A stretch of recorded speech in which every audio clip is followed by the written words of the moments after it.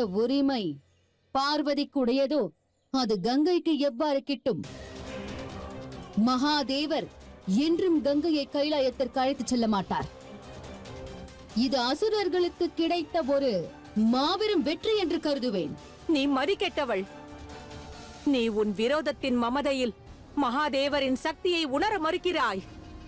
அதற்குள் என்ன அவசரம் கதிரு? மகாதேவர் மேல் நாங்கள் வைத்திருக்கும் விரோதம் உண்மை என்றால் எங்களது அனைத்து திட்டமும் நிறைவேறும்.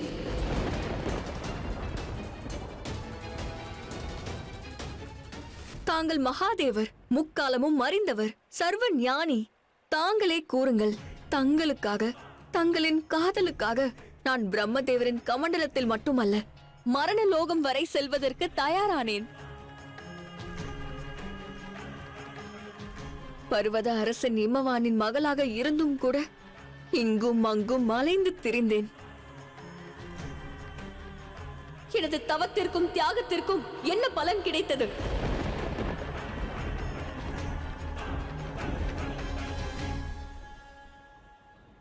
பூஜைக்கான மரியாதை பதவி.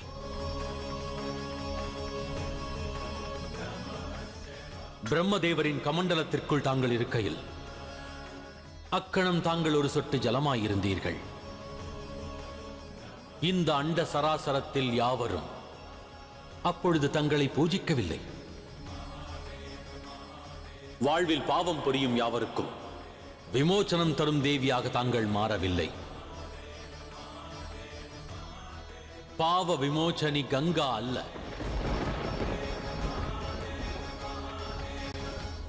மீண்டும் தங்கள் வார்த்தைகளால் என்னை ஏமாற்றுகிறீர்கள். தங்கள் சுயநலத்தை லோக நன்மை என்று கூறுகிறீர்கள். நான் மீண்டும் கேட்கிறேன் மகாதேவா, இதில் எனக்கு என்ன பலன் கிடைத்தது? பொது நலனில் கிடைக்கும் ஆனந்தத்தை விட உன்னதமானது வேறேதும் உண்டா? ஒருவேளை எனது வினா தங்களுக்கு விளங்கவில்லையா மகாதேவா? எனக்கு என்ன பலன் கிடைத்தது அதை பற்றி கூறுங்கள் மகாதேவா. தாங்கள் விரும்புவது யாதென்று கூறுங்கள். கைலாயத்தில் இடம், கைலாயத்தில் இடம்.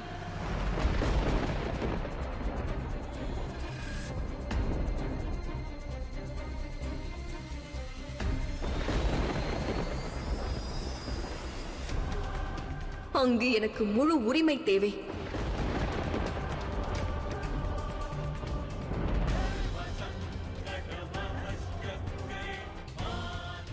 எவ்வாறு பார்வதி தங்களின் மனைவியோ அவ்வாறே நானும் தங்களை காதலித்தவள். நானும் தங்களை காதலித்தவள்.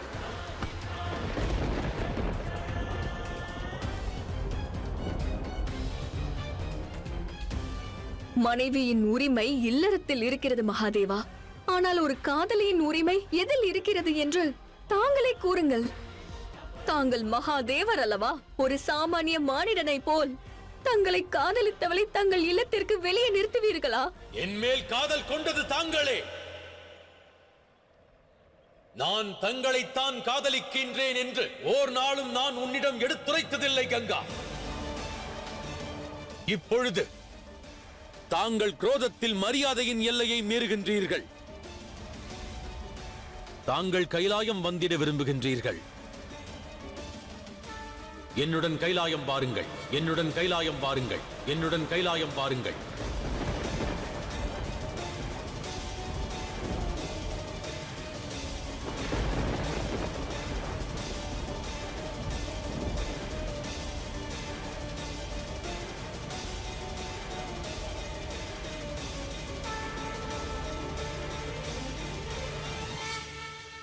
அசுரமாதா, நடக்காது என்று எண்ணியது நடந்துவிட்டது. மகாதேவர் இப்பொழுது தேவி கங்கையை தன்னுடன் கைலாயத்திற்கு அழைத்து செல்ல தயாராகிவிட்டார். எதற்காக கவலை கொள்கிறீர்கள் அசுரகுரு? இப்பொழுதுதானே ஆட்டம் சூடு பிடித்துள்ளது. நடப்பதைக் கண்டு ஆனந்தம் கொள்ளுங்கள். ஏனென்றால் இன்று சிவனின் காதலி, சிவனின் மனைவியான சக்தியை எதிர்கொள்ளப் போகிறாள்.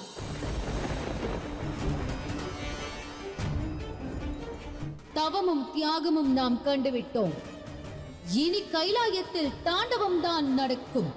தாண்டவம், தாண்டவம், தாண்டவம்.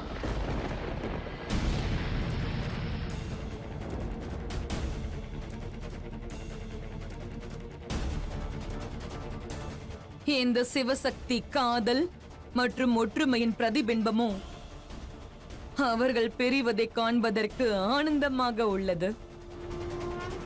கங்கையின் மனதில் விதைத்த சுயநலம் என்ற விதை வளர்வதற்கும் சிவன் மற்றும் சக்தியின் வாழ்க்கையில் சந்தேகத்தை ஏற்படுத்துவதற்கான நேரம் வந்துவிட்டது.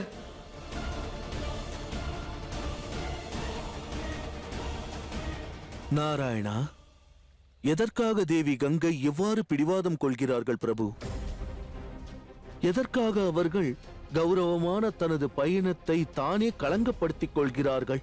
இச்சம்பவத்தில் அடங்கியுள்ள அர்த்தம் இப்பிரபஞ்சத்தோருக்கு ஒரு பாடமாக போகின்றது. ஏனென்றால் புனிதமான தேவி கங்கை இவ்வாறே பிடிவாதம் கொண்டிருந்தார்கள் எனில் பிறகு அவர்களுடன் இணைந்த சிவசக்தியும் கங்கையின் செயலுக்கான பலனை அனுபவிக்க வேண்டும்.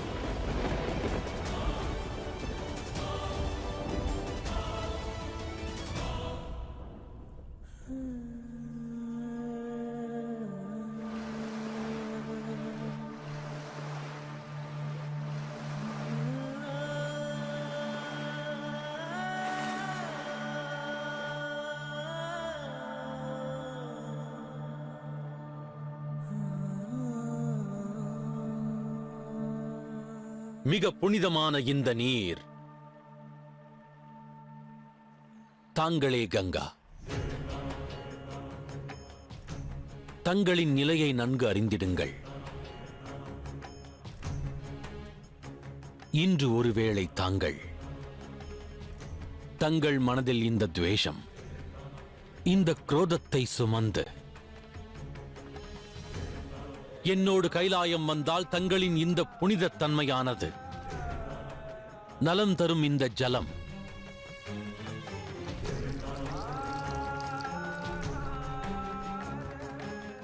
யாவுமே அதன் பிறகு அர்த்தமற்றதாகும்.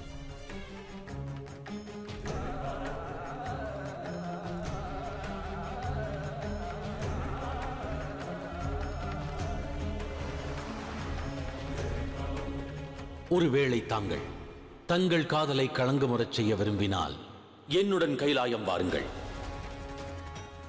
தாங்கள், நான், தேவி பார்வதி இவ்வகையில் அமைந்திருப்பது மெய்யானந்தம் என்றிருக்கையில் அவ்வானந்தத்தை பறிக்க வேண்டும் என்று தாங்கள் விரும்பினால் என்னுடன் உடனே வாருங்கள். உண்மை அறிந்திடுங்கள் தேவி கங்கா. கைலாயம் வந்தாக வேண்டும் என்று தாங்கள் விரும்புவது தவறான ஒன்றே. தாங்கள் என் மீது கொண்ட காதலை தெய்வீக உணர்வாய் நான் உணர்ந்திருக்கிறேன். நான் அவ்வகையில் உணர்ந்ததை இல்லற உறவாக மாற்றுவது சாத்தியமாகாது. அதை நினைவில் கொள்ளுங்கள். தங்களின் காதல் தங்களை கைலாயம் அழைத்துச் செல்லாது. தங்களின் லோக நன்மைக்கான புண்ணியத்தை கொண்டு என்னை கட்டாயப்படுத்துகிறீர்கள். தாங்கள் கைலாயம் வருவதால் எவருக்கும் பலனில்லை, தங்களுக்கும் எப்பலனும் இல்லை.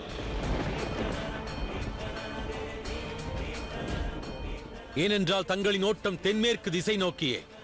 ஒருவேளை தாங்கள் இன்று கைலாயத்தை நோக்கி புறப்பட்டுச் சென்றால் பிறகு தங்கள் ஓட்டம் கிழக்கு திசை நோக்கி இருக்கும். பிரவாகம் கொண்டிருக்கும் நதியின் பாதை மாறுவது பிரளயத்திற்கு அழைப்பு விடுவதாகும். அவ்வாறு பிரளயம் ஏற்பட்டாலும் எனக்கு கவலை இல்லை.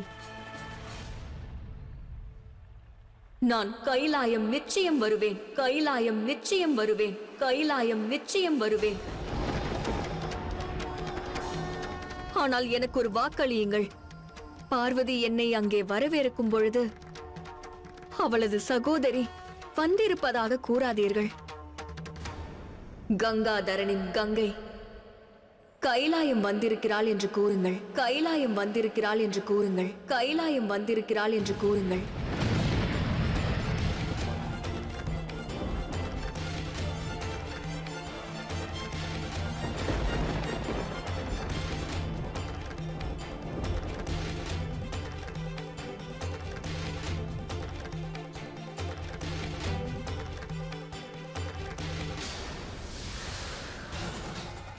செல்வம் மகாதேவா,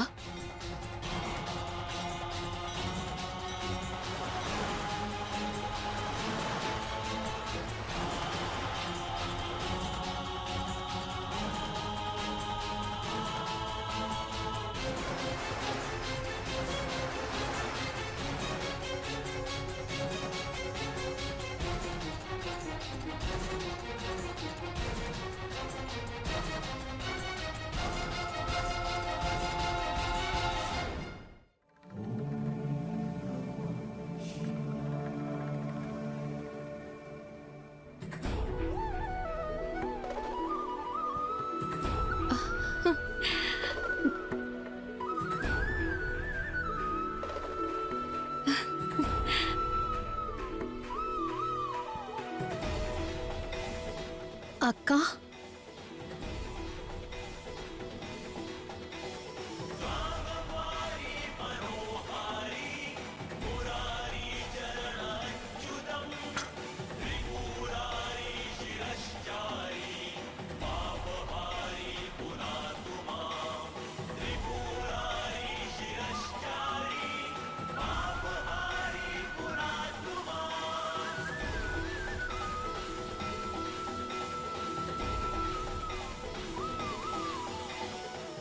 நாராயணா, மகாதேவர் காரண காரியமின்றி எதையும் செய்ய மாட்டார் என்று நான் நன்கு அறிவேன். ஆயினும் பிரபு, தேவி கங்கையை கைலாயம் அழைத்துச் செல்வதில் என்ன உத்தேசம் உள்ளது? அதோடு அவர்களை கங்காதரனின் கங்கை என்று ஏன் அவர் கூற வேண்டும் பிரபு? மகாதேவரின் உத்தேசத்தை நாம் ஆராய வேண்டாம். இச்சம்பவத்தின் முடிவில் அவரது உத்தேசம் நமக்கு தெரிந்துவிடும். சற்று பொறுமையாக இருப்போம். இந்த திருவிளையாடலின் உத்தேசத்தை வெகு விரைவில் நாம் அறிவோம்.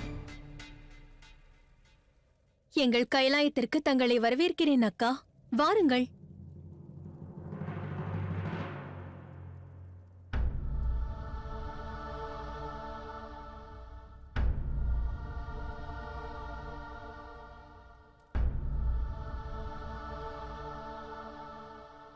என்ன ஆயிற்று? உள்ளே வாருங்கள் அக்கா.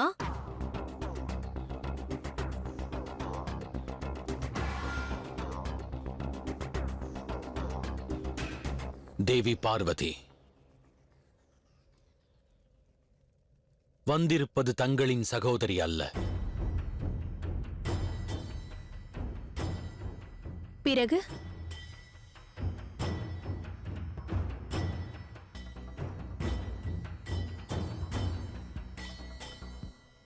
கங்காதரனின் கங்கையே, கங்காதரனின் கங்கையே, கங்காதரனின் கங்கையே, கங்காதரனின் கங்கையே.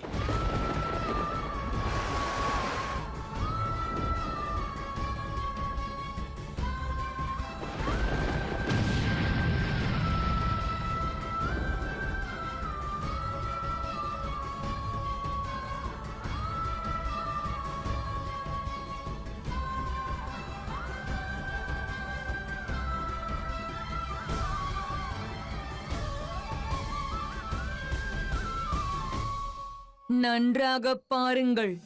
கங்கையின் இந்த வரவு கைலாயத்தில் பிரளயத்தை கொண்டு வரும். மாபெரும் பிரளயம், மாபெரும் பிரளயம், மாபெரும்